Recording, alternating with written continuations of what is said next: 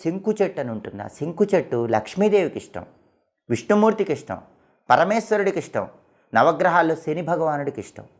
అసలు ఇంటి ఆవరణలో శంకు చెట్టు ఉంటే లక్ష్మీనారాయణుల అనుగ్రహం, శివుడి అనుగ్రహం, శనీశ్వరుడి అనుగ్రహం కలిగి అద్భుతంగా అదృష్టం కలిసి వస్తుంది. శంకు పూలు వీళ్ళందరికీ ఇష్టం.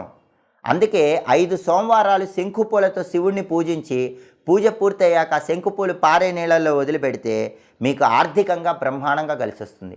మంగళవారం ఆంజనేయ స్వామిని శంకుపూలతో పూజిస్తే వ్యాపార పరంగా బ్రహ్మాండమైన అభివృద్ధి ఏర్పడుతుంది. బుధవారం విష్ణుమూర్తిని శంకుపూలతో పూజిస్తే వ్యాపారం, ఉద్యోగంలో తిరుగులేని విజయాలు వస్తాయి. అలాగే శనివారం నవగ్రహాల దగ్గరికి వెళ్ళి శని విగ్రహం దగ్గర శంకుపూలు పెట్టొస్తే జాతకంలో శని బలం లేకపోయినా బ్రహ్మాండంగా శని బలం పెరుగుతుంది.